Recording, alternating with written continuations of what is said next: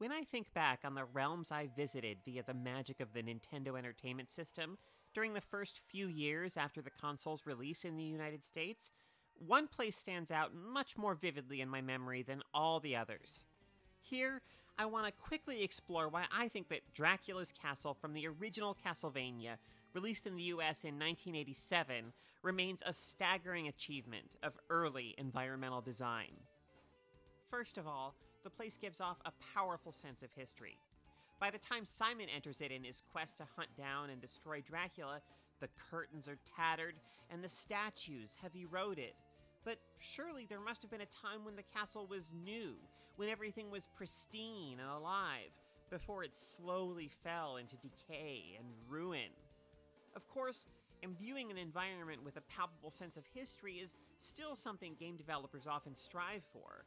Part of the reason I and many other players found Dark Souls so compelling was the haunting feeling of time having taken its toll on that world.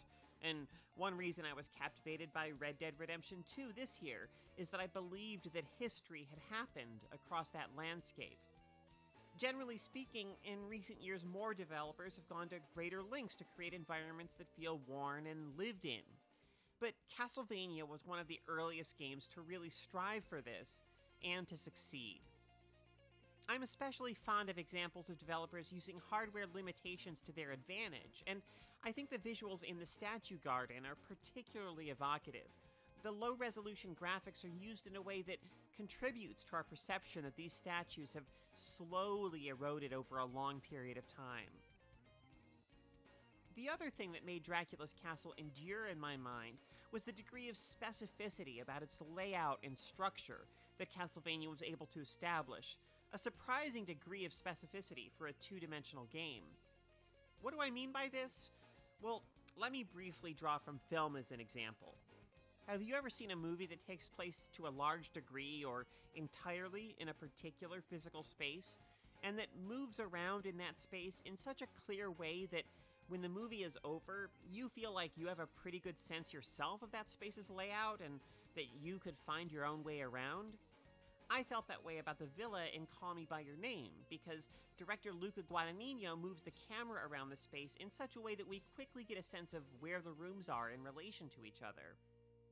Of course, establishing specificity of space is a different process when you're limited to a 2D plane, but I really think Castlevania was in a league of its own for the time period of, say, the NES release up through the start of 1988.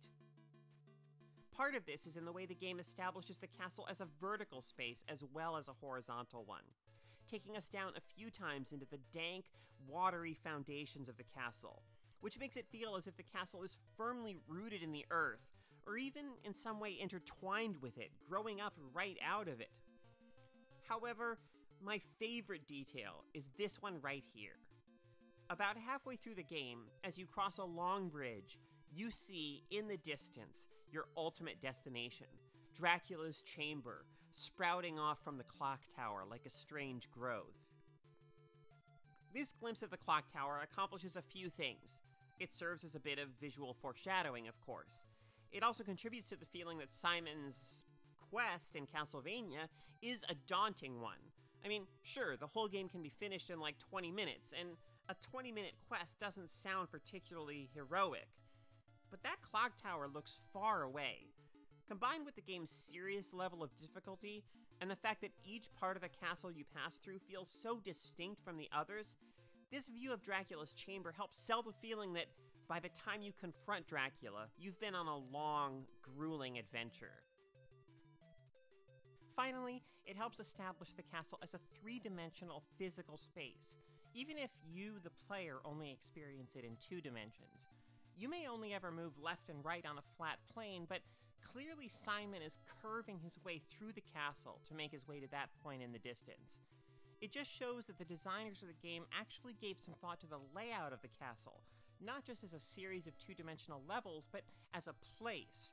And that's why, all these decades later, it's like I have a miniature model of this castle in my head, full of specific little details. Going back and playing Castlevania today, it's almost as if I can feel the castle pushing up against the game's 2D limitations, straining to break free. I could never get into Simon's quest, not just because of its baffling opacity, but because it lacked Castlevania's wonderful specificity. Each town felt the same as all the other towns, each castle felt the same as all the other castles. Not to mention, it seemed drained of color after the original's bold, garish Technicolor palette. Castlevania 3 was a return to form on both counts, full of distinctive locations and wonderful color, as well as new atmospheric touches like these great fog effects. Still, I personally prefer the original game for its tight focus on the castle itself. It cuts out all the superfluous elements of the journey and just gives us the climax of Simon's adventure, which is an entire journey unto itself.